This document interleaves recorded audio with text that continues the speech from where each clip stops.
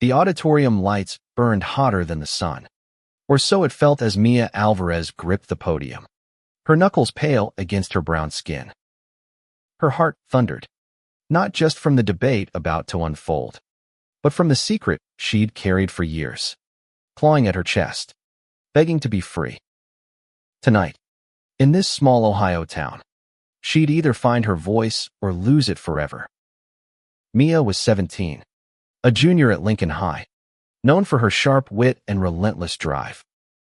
But beneath her confident exterior short-cropped hair, leather jacket, and a piercing in her left eyebrow lay a truth she'd only whispered to herself. She was a lesbian. In a town where pickup trucks flew Confederate flags and church sermons preached fire and brimstone, that truth felt like a death sentence. Yet here she was, about to argue for LGBTQ rights in front of a crowd that included her classmates, her teachers, and the man who'd raised her for the last 5 years, her stepdad, James Carter. The debate topic had been announced a month ago. Should LGBTQ rights be protected under federal law? Mia's history teacher, Ms. Reynolds, had chosen her for the affirmative side, citing her natural fire. Mia wanted to laugh. Fire. She was a tinderbox, one spark away from exploding. She hadn't chosen this fight. It had chosen her. And the only person she trusted to help her prepare was James, the man who'd married her mom when Mia was 12, who'd taught her to change a tire and throw a punch, who'd never once judged her for being different. James wasn't what you'd expect in Millfield, Ohio. A black man in his early 40s. He'd grown up in Chicago, worked construction, and carried himself with a quiet strength that made people listen when he spoke. He wasn't her biological dad. That man had walked out when Mia was 3, but James had filled the void with a steadiness she hadn't known she needed. When she'd asked him to help her prepare for the debate, he hadn't hesitated. "We'll do this together," he'd said, his deep voice steady as ever. "You've got something to say, Mia? Let's make sure they hear it." They'd spent weeks in the garage, their makeshift war room. James had pushed her to sharpen her arguments, to anticipate every counterpoint, every jab. "They'll come at you with religion, tradition, fear," he'd warned. "You don't win by shouting louder. You win by being undeniable." He'd read her notes, challenged her logic, even role-played as her opponent, throwing curveballs she hadn't seen coming. But he'd also listen when she faltered, when her voice cracked, not from nerves, but from the weight of what she wasn't saying. He never pushed her to confess, but his eyes kind, searching, told her he knew. Now, as the moderator called her name, Mia glanced at James in the front row. He gave her a nod, the kind that said, "You've got this." She adjusted her notes, her hands trembling, and began. "Ladies and gentlemen," she said, her voice cutting through the hum of the crowd. "Tonight, I'm here to argue for a simple truth. Every person deserves to love who they love without fear, without shame, without losing their rights to exist as they are." The words felt like a confession, each one peeling back a layer of her armor.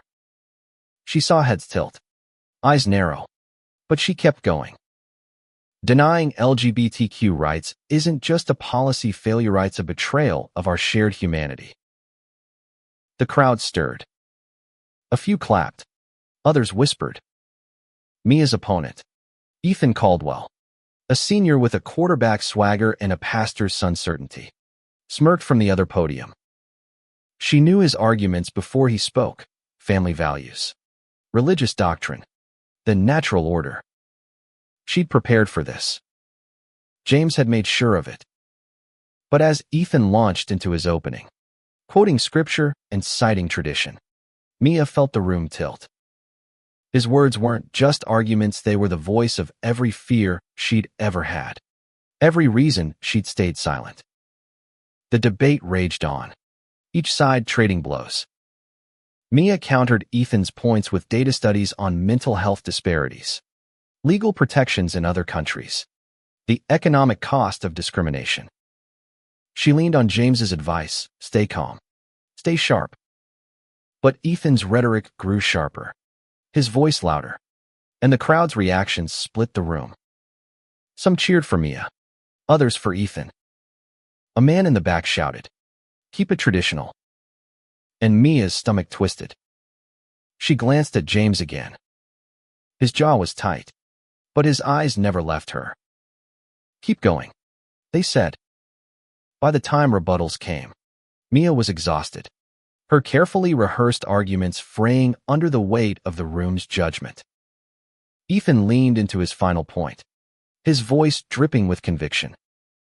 "We can't redefine what's natural just to make a few people feel better," he said. "It's not about hate, it's about truth." The words hit like a punch. Mia's vision blurred, not with tears, but with rage. She wanted to scream, to tell them all who she was, to make them see. But her throat tightened, and for a moment, she froze. Then she saw James lean forward, his hands clasped, his gaze steady. It was enough. She took a breath and stepped back to the podium. "Truth," she said, her voice low but unwavering. "The truth is, denying someone's identity doesn't make it go away. It just makes them hurt. And if you think that's justice, you're not protecting tradition, you're protecting pain." The room went quiet. Even Ethan faltered.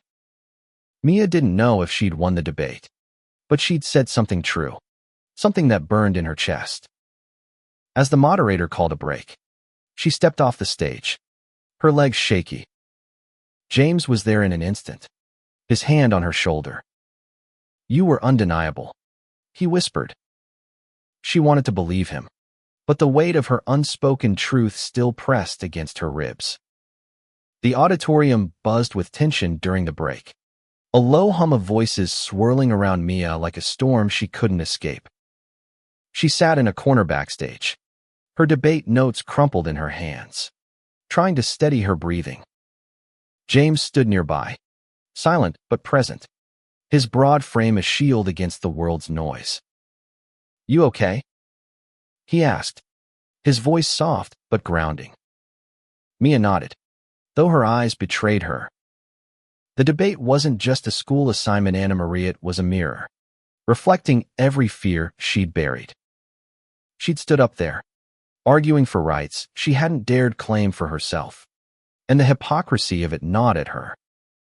She wanted to tell James, to let the words spill out, but the thought of saying "I'm gay" aloud felt like stepping off a cliff. James didn't push. He never did. Instead, he handed her a bottle of water and sat beside her, his presence steady as oak.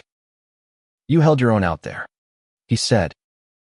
"Ethan's got nothing on you when it comes to heart." Mia managed a small smile, but her mind was elsewhere, replaying Ethan's words. "It's not about hate, it's about truth." She wondered what truth meant in a town like Millfield, where people clung to their beliefs like life rafts. The second half of the debate loomed, and Mia knew it would be brutal. Ethan had saved his strongest arguments for last, and the crowd was restless, their biases laid bare. She glanced at her notes, the statistics and case studies James had helped her memorize, but they felt hollow now. Facts couldn't capture the ache of hiding who she was, the fear of being seen. She needed something more, something raw, but she wasn't sure she had it in her. As the moderator called them back, Mia felt James's hand on her arm. "You don't have to be perfect," he said. "Just be you." The words lingered, heavy with meaning she couldn't fully grasp. She nodded and returned to the podium, her heart a drumbeat in her chest.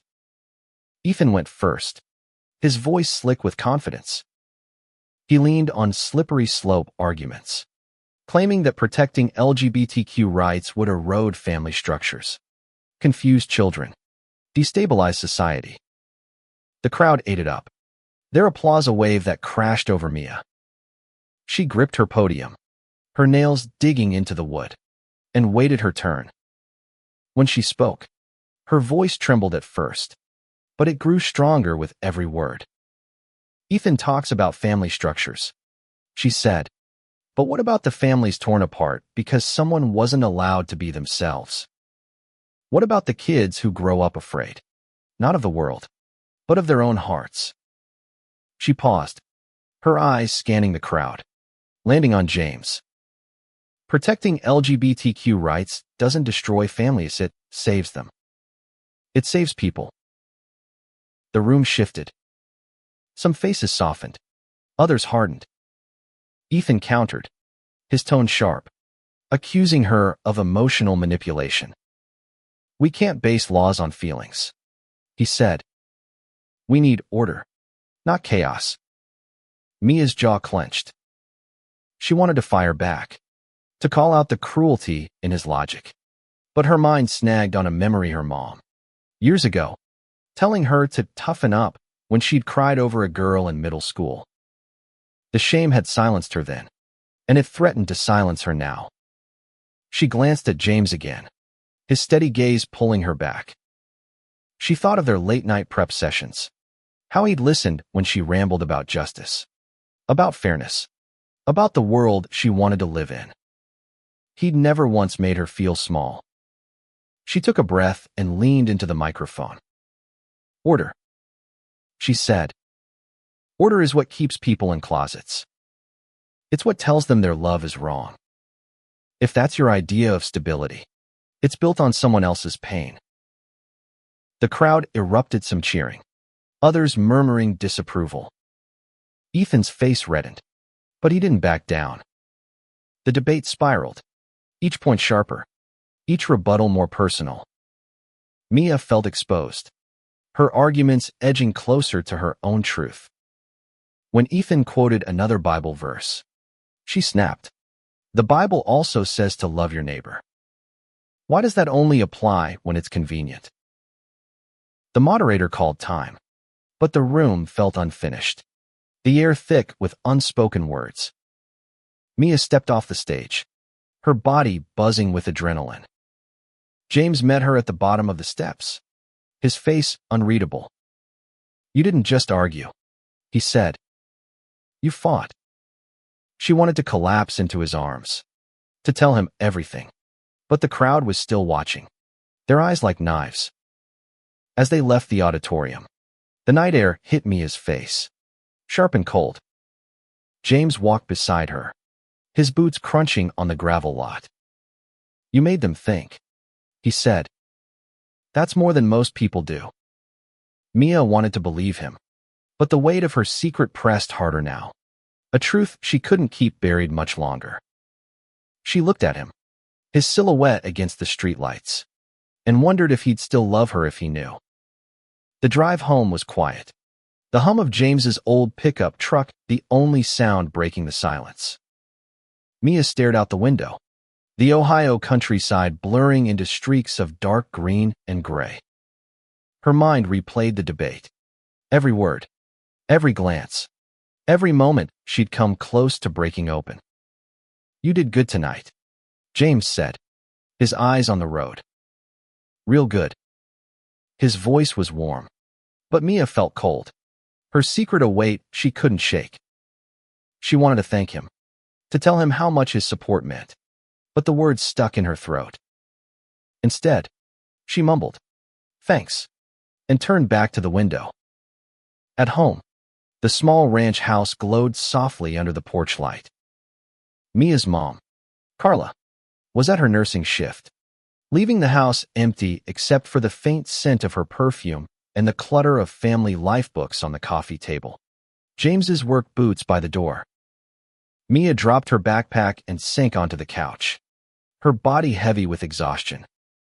James grabbed 2 sodas from the fridge and handed her one, sitting across from her in his favorite armchair. Talk to me, he said, not a question, but an invitation. Mia cracked open the soda, the fizz loud in the quiet room.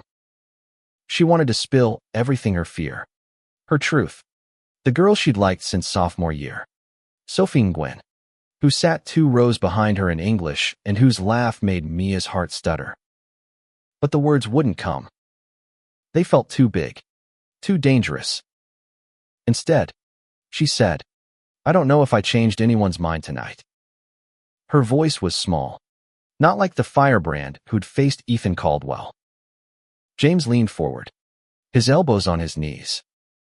"You don't have to change everyone," he said. "You just have to reach one. Sometimes that's enough." Mia thought of Sophie, who'd been in the audience, her dark eyes bright with something Mia couldn't name. Sophie had clapped after Mia's final argument, her hands quick and deliberate. Mia had wanted to talk to her after, but the crowd had swallowed her, and Mia's courage had faltered. Now, sitting with James, she felt the ache of that missed chance. James seemed to sense her struggle. "You were fighting for something bigger than yourself tonight," he said. "That's not easy. Takes guts." He paused, his eyes searching hers. "But it's okay to be scared, too. Doesn't make you less brave." Mia's throat tightened. She wanted to tell him she wasn't just scared of the debate, she was scared of herself, of what it meant to be who she was in a town that didn't want her. She thought of the whispers she'd heard at school, the slurs scrawled on bathroom stalls, the way her mom sometimes looked at her like she was a puzzle she couldn't solve. But James had never made her feel like that. "I don't know how to do this," she admitted, her voice barely above a whisper. Be me."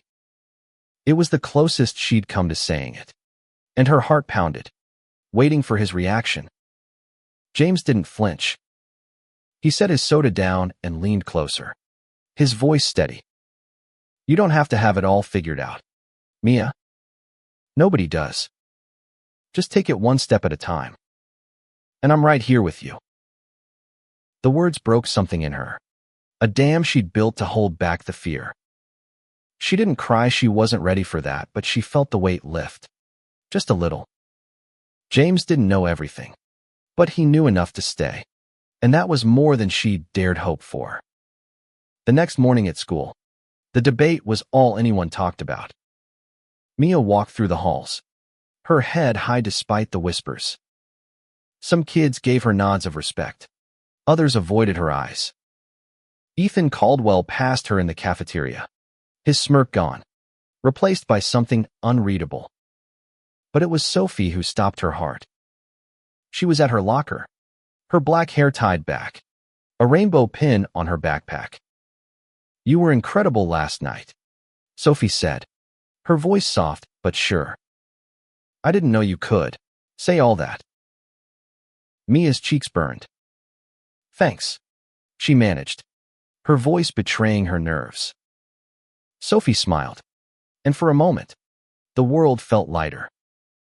"Maybe we could talk sometime," Sophie asked, her eyes hopeful. Mia nodded, her heart racing, and watched Sophie walk away, the pin glinting under the fluorescent lights. That night, Mia told James about Sophie. Not everything, just that she'd talked to a girl she liked. He didn't pry, didn't lecture. He just listened, his smile quiet but real. "Sounds like a good step," he said. And for the first time, Mia thought maybe it was. The weeks after the debate felt like walking a tightrope. Mia carried Sophie's words in her mind like a secret treasure, replaying their brief conversation, the way Sophie's eyes had lingered. But the high of that moment clashed with the reality of Millfield. Graffiti appeared on her locker, slurs in black marker, jagged and cruel. Whispers followed her in the halls, and her mom, Carla, started asking why she seemed so distant. Mia wanted to scream that she wasn't distant, she was drowning. James noticed, too. He didn't say much at first, just watched her with those steady eyes. One evening, as they washed dishes together, he broke the silence. "You've been quiet," he said, scrubbing a plate. "Something happened at school." Mia hesitated, her hands frozen in soapy water. She wanted to tell him about the graffiti, the stares, the way her chest ached every time she saw Sophie, but couldn't find the courage to say more. Instead, she shrugged. Just school stuff. He didn't push, but he didn't let it go either. You know you can talk to me, right? About anything. His voice was low, deliberate, and Mia felt the weight of his words. She nodded, but the truth stayed locked inside. She wasn't ready, not yet. At school, Sophie became a quiet constant in Mia's life. They started talking more, first in stolen moments by the lockers, then over lunch in the courtyard. Sophie was Vietnamese American, her humor sharp but kind, her passion for art spilling into every conversation. She showed Mia her sketchbook once, pages filled with vibrant drawings of people and places Mia had never seen. One sketch, a girl with short hair and a leather jacket, made Mia's breath catch. "Is that me?" she asked, her voice barely audible. Sophie's cheeks flushed. "Maybe," she said, and Mia felt her world tilt. But the closer she got to Sophie, the louder the world's judgment became. A group of boys from Ethan's crowd started following her in the halls, their laughter sharp and mocking. One day, they cornered her after school, their words cutting deeper than any graffiti. "You think you're so brave, huh?" one said. "Flaunting that stuff in our faces." Mia's fists clenched, but she walked away, her heart pounding. She didn't tell James she didn't want to burden him, but the fear followed her home. That night, she found James in the garage, tinkering with his old motorcycle. The air smelled of oil and metal, a comfort she hadn't realized she needed. "Can I help?" she asked, needing an excuse to be near him. He handed her a wrench, and they worked in silence for a while, the clank of tools a steady rhythm. Finally, James spoke. "You don't have to carry it all alone, Mia." His voice was quiet, but it hit like a thunderclap. She froze, the wrench heavy in her hand. "I see you hurting," he continued. "And I know it's not just about the debate. Whatever it is, I'm here." Mia's eyes stung. She wanted to tell him about Sophie, about the boys, about the fear that kept her up at night. But the words felt like glass in her throat. Instead, she said, "It's hard being different." It was the most she'd ever admitted, and she braced for his reaction. James set down his tools and looked at her, his expression soft but fierce. "Different doesn't mean wrong," he said. "It just means you're you. And that's enough." He paused, his voice dropping. "I've been different my whole life, Mia. Black man in a white town, raising a kid who's not my blood. People talk. They judge. But you don't let them define you." Mia's chest ached. She hadn't thought about James's own struggles, the way he navigated Millfield's stares and whispers. For the first time, she saw him not just as her stepdad, but as someone who'd fought his own battles and still chose to fight for her. The next day, she found Sophie at the art room, working on a mural for the school's spring festival. "Can I help?" Mia asked, echoing her words to James. Sophie grinned and handed her a paintbrush. They worked side by side, their shoulders brushing, the air between them electric. When Sophie's hand grazed hers, Mia didn't pull away. It was a small act of courage, but it felt like a revolution. That night, Mia told James about the boys at school. Not everything, but enough. His jaw tightened, but his voice stayed calm. "We'll handle it," he said. "Together." And for the first time, Mia believed they could. The harassment didn't stop, but Mia's resolve grew stronger. With Sophie's quiet encouragement and James's unwavering support, she started to feel less like a target and more like a fighter. She and Sophie began spending more time together, study sessions at the library, walks in the park, moments stolen in the chaos of high school life. Each interaction chipped away at Mia's fear, replacing it with something new, hope. But hope was fragile in Millfield. One afternoon, Mia found a note slipped into her locker. The words scrawled in angry red ink, "Freak. You don't belong here." Her stomach dropped, but she didn't tell Sophie she didn't want to scare her off. Instead, she took the note to James, her hands shaking as she handed it to him. He read it in silence, his face a mask of controlled anger. "This stops now," he said, his voice low but firm. He didn't lecture or coddle her. Instead, he drove her to the principal's office the next morning, the note folded in his pocket. Principal Harris, a tired man with a penchant for avoiding conflict, promised to look into it. Mia didn't hold her breath, but James's presence made her feel seen, protected. At home, James sat her down. "I'm not going to let anyone hurt you," he said. "But you need to tell me what's going on. All of it." His eyes were steady, but there was a vulnerability there Mia hadn't seen before. She realized he wasn't just angry, he was scared for her. That broke something open inside her. "I like someone," she blurted, the words spilling out before she could stop them. "A girl. Sophie. I'm gay." The confession hung in the air, heavy and raw. Mia braced for rejection, for disappointment, for anything but the quiet nod James gave her. "I know," he said softly. "I've known for a while. And I'm proud of you, Mia. For saying it. For being you." Tears pricked her eyes, but she didn't let them fall. She'd expected judgment, not this unconditional love that felt like a lifeline. James didn't stop there. He asked about Sophie, about how Mia felt, about what she needed. For the first time, Mia talked openly about her fears, her hopes. The way Sophie's smile made her feel like she could face anything. James listened, his presence an anchor in the storm of her emotions. "You deserve to be happy," he said. "Don't let anyone take that from you." Emboldened, Mia asked Sophie to the spring festival. It wasn't a date, not officially, but the way Sophie's eyes lit up when she said yes felt like one. The festival was a riot of color and sound, with booths selling cotton candy and local bands playing under string lights.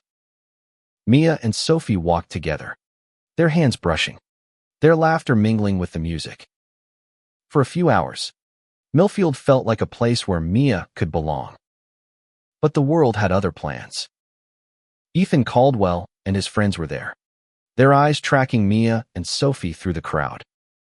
When Sophie stepped away to grab drinks, Ethan approached, his voice low and venomous. "You're making a fool of yourself," he said. "This town doesn't want your kind." Mia's fists clenched, but before she could respond, James appeared, his presence towering. "Back off, Ethan," he said, his voice calm but edged with steel. Ethan hesitated, then muttered something and walked away. James turned to Mia, his expression softening. "You okay?" She nodded, her throat tight. Sophie returned, oblivious to the confrontation, and Mia forced a smile. But inside, she was shaking not with fear, but with gratitude. James had her back, always. That night, as they drove home, Mia told James about the festival, about Sophie, about the way she felt alive for the first time in years. He listened, his smile quiet but real. "You're stronger than you know," he said. "And you're not alone." For the first time, Mia believed him. The spring festival marked a turning point for Mia. She and Sophie grew closer, their bond deepening through shared moments, late-night texts, secret smiles, a stolen kiss behind the art room that left Mia dizzy with joy. But the harassment didn't vanish.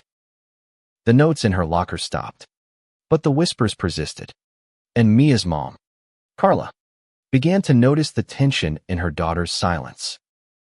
Carla was a forestuff, pragmatic, shaped by years of working double shifts as a nurse. She loved Mia fiercely but struggled to understand her. One evening, as Mia helped with dinner, Carla asked, "What's going on with you? You're always with that Sophie girl. And you're different." The word hung in the air, sharp and accusing. Mia's heart sank. She wanted to tell her mom the truth, but the fear of rejection stopped her cold. James stepped in, his voice calm. "She's growing up, Carla. Let her figure it out." His eyes met Mia's, a silent promise that he had her back. Carla sighed but didn't press further, and Mia felt a mix of relief and guilt. She wanted her mom to know, to accept her, but the gap between them felt too wide. At school, Mia and Sophie became bolder, sitting closer in the cafeteria, sharing earbuds during study hall. Their classmates noticed, and while some offered quiet support and nod, a smile others turned cold. Ethan's crowd grew louder, their taunts more pointed. One day, a teacher overheard them and did nothing, her silence a betrayal that cut deep. Mia felt the walls of Millfield closing in, but Sophie's hand in hers kept her grounded. James noticed the strain. One night, as they worked on the motorcycle again, he asked, "How's Sophie?" The question was casual, but his eyes were sharp, searching. Mia hesitated, then told him about the kiss, the taunts, the way she felt torn between joy and fear. James listened, his hands steady on the bike. "Love's worth fighting for," he said. "But it's okay to be scared. Just don't let fear win." His words stayed with Mia as she navigated the weeks that followed. She and Sophie decided to go public, not loudly, but unapologetically. They held hands in the halls, wore matching rainbow bracelets, and faced the stairs together. It wasn't easy, but it was theirs. Mia felt a strength she hadn't known she had, a strength James had helped her find. But the tension with Carla grew. One night, Mia overheard her mom talking to James, her voice sharp with worry. "She's changing, James. I don't know who she is anymore." Mia's heart broke. She wanted to run to her mom, to explain, but fear held her back. Instead, she went to James, her voice trembling. "What if she hates me?" James pulled her into a hug, his arms strong and sure. "She doesn't hate you," he said. "She's scared, just like you. Give her time." His words were a lifeline, but Mia wasn't sure she could wait. She needed her mom to see her, to love her, not just as her daughter, but as who she was. The breaking point came at a family dinner. Carla asked about Sophie again, her tone sharp. Mia's patience snapped. "I love her, Mom," she said, the words bursting out. "I'm gay. That's who I am." The room went silent, Carla's face a mask of shock. Mia braced for rejection, but James reached across the table, his hand on hers. "We're proud of you," he said, his voice firm. "Both of us."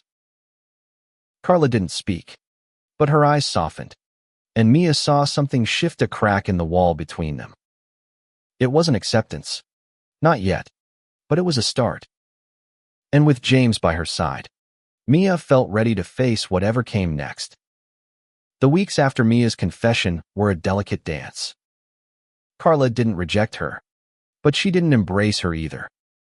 Their conversations were careful, tiptoeing around the truth.